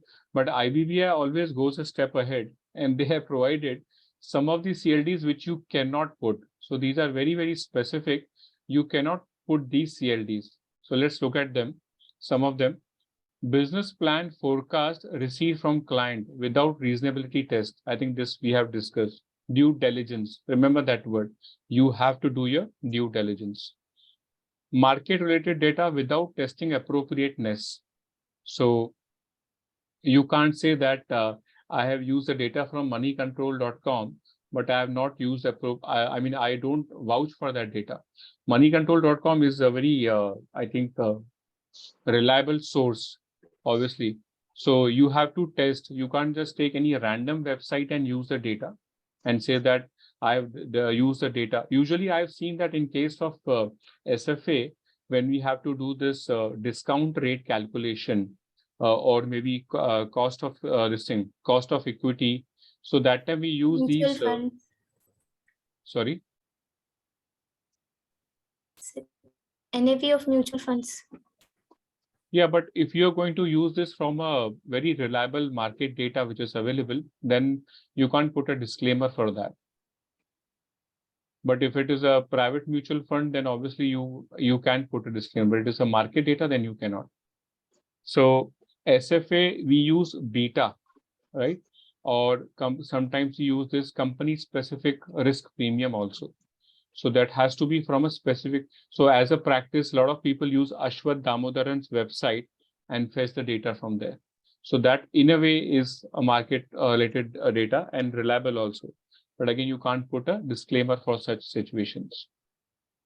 Another would be not done any historical analysis. Or in case of startup, agree. But let's say if you're doing a valuation of a company which has some history in place, been existing for last 5-10 years, obviously the projections will include the previous data also. So you can't say that the data is available, but I have not done any historical analysis. That will not hold good. One valuation approach.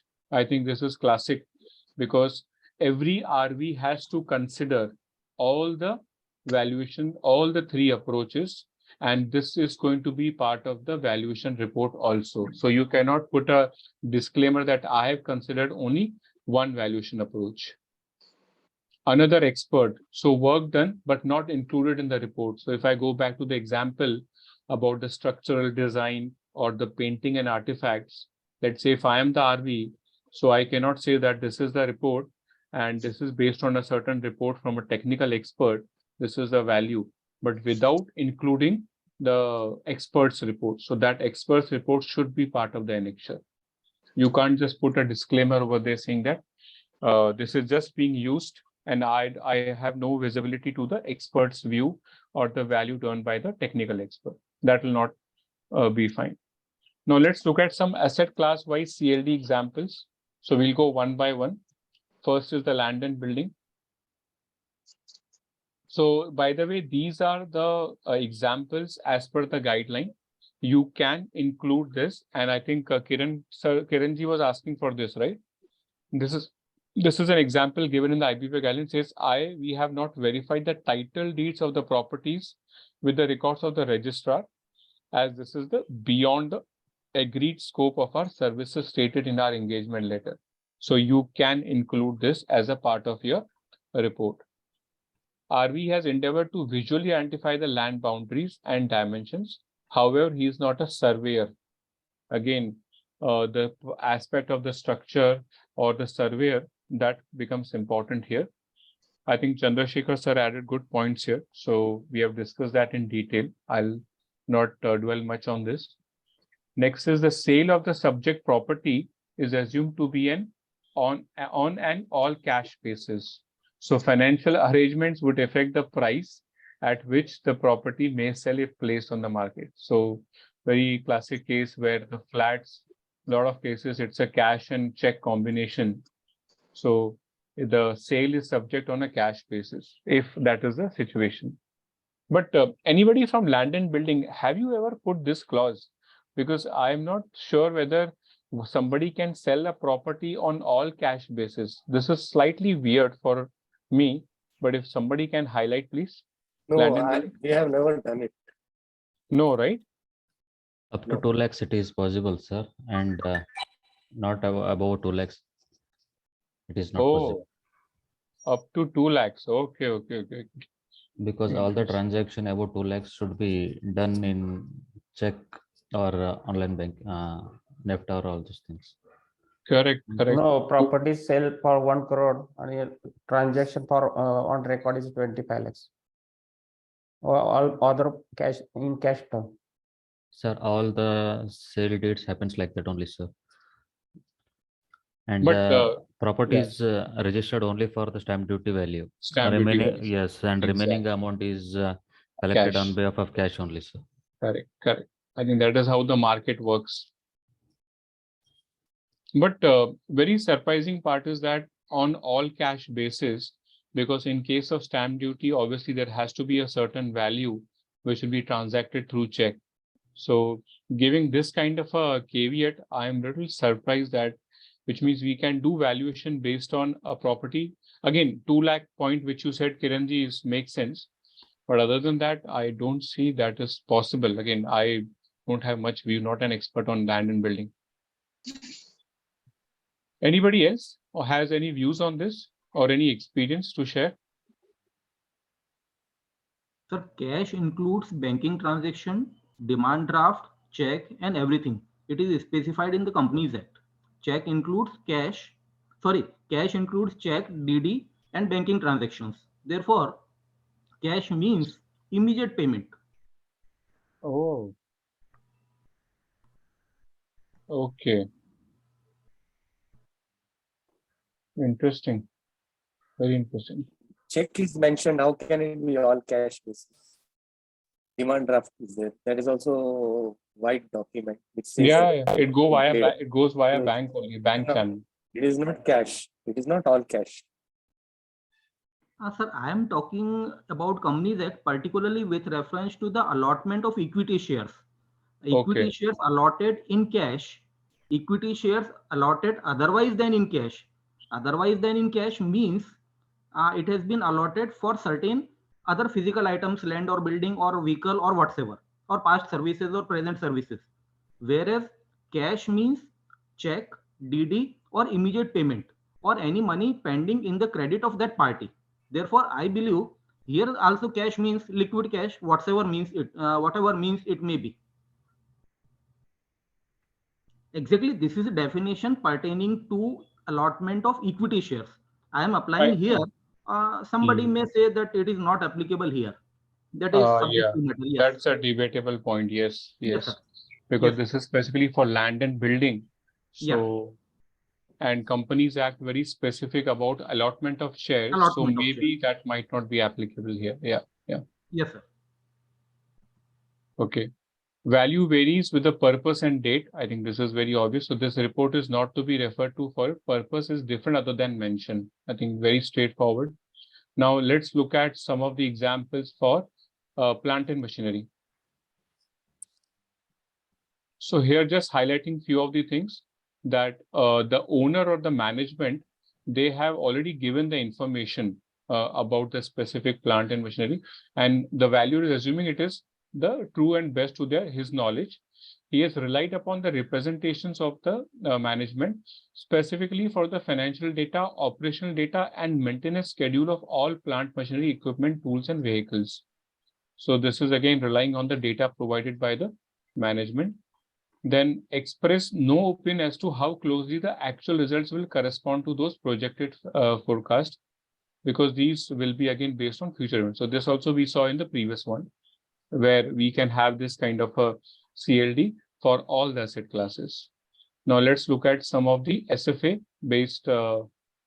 These are just examples. If you look at the guidelines, there are a lot of other examples they have given. So I've just picked up a few one for the sake of discussion, because in 2 hours time, we'll not be able to cover all of them. So it says that while our work was involved in the analysis of financial information accounting records, there is no responsibility and make no representation with respect to the accuracy and completeness of the information. I think again, very straightforward. We have discussed this. The report is subject to scope and limitations of detail hereinafter, right? And the report should be read in totality, not in parts. You can't just consider one part, one part of the report. So obviously, whenever SFA valuation, when we do the valuation based on multiple approaches, sometimes we use the market approach and the income approach. Market approach will give X, income approach will give Y. Then we assign a ratio based on certain parameters. Maybe market would be 20%, income would be 80%, and then we arrive at the value. So nobody can challenge saying that, okay, basis market approach, the valuation is around, let's say 100 crores and income approach is only 50 crores, but we have taken the ratio of both of them. So nobody can say that, okay, basis market approach, it should be 100 crores. So they have to look at in the entirety. This is a very important and a good, I think, caveat, which I think should be part of the report. Unavailability of information as of valuation date. I think this we have discussed in length, especially for IBC cases. So with that, I think I am done with the presentation. Anybody has any questions? This is a very interesting story. I think I might have shared this in the previous class. Everybody might be aware. So if you want, I can repeat it or share with you. If you are aware about it, I can skip it. You can let me know. But otherwise, I'm done. So anybody, any questions, or if you want me to share this story, please tell me. Please share, sir. Okay, sure. So let's look at this very interesting story. This goes back somewhere in 1900, before 1900, in fact. You can see there are two people here.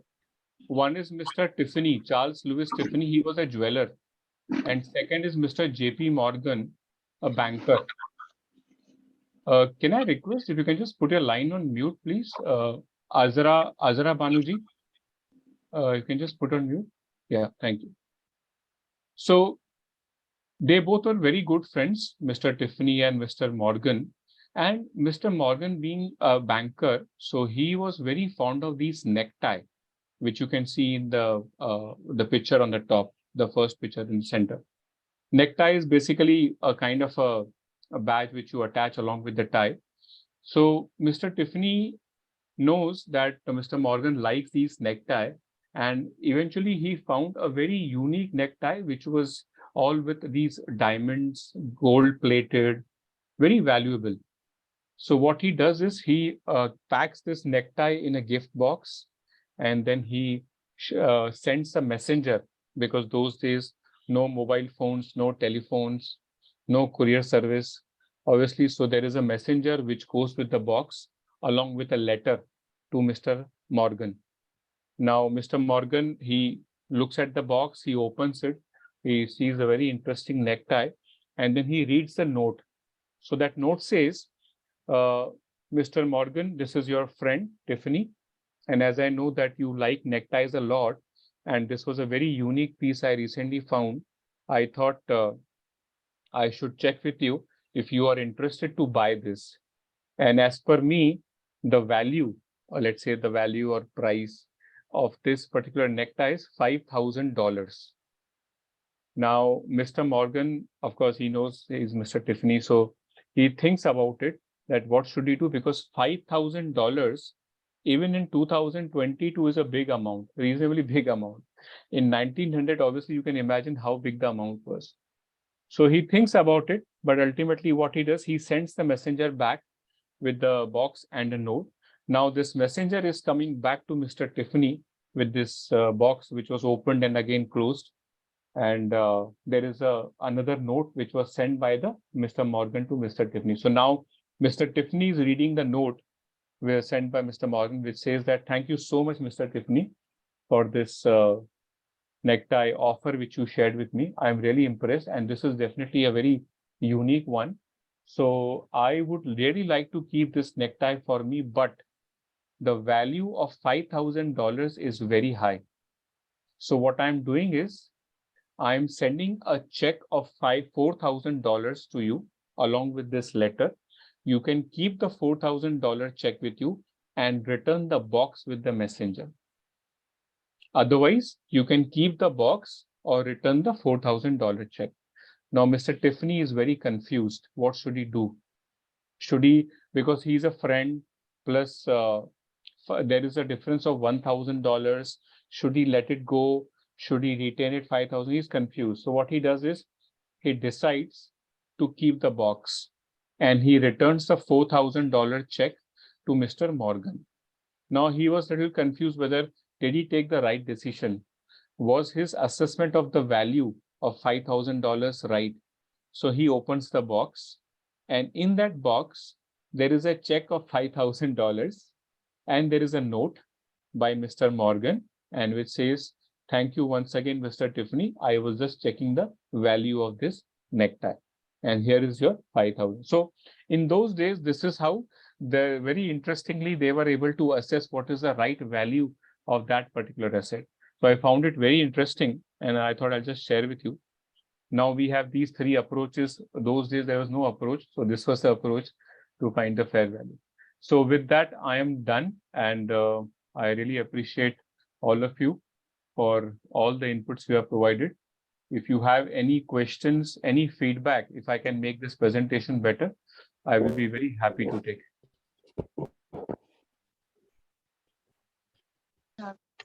Thank you, sir, for such an informative session. Hope we are able to make this 2 hours productive to you all. If any one of you have any topic which you want us to cover, please mail us on our mail ID, and we're definitely going to cover it with our best faculties. So thank you all and have a nice evening. Thank you. Thank you, Kajal. Thank you. Thank you, Devajyoti. Thank you, sir. Thanks to everyone. Thank you, ma'am. Thank you, everyone. Thank you, sir. Thank you, sir. Thank you. Thank you. Thank you, sir. Really nice. Please share the presentation, sir. Yeah, Share the sure. Thank you, sir. presentation. Thank you. I'll share the presentation and the guidelines also. So it's very Thank interesting you. audience. Thank you so much. Thank Okay, you. sir. Thank you.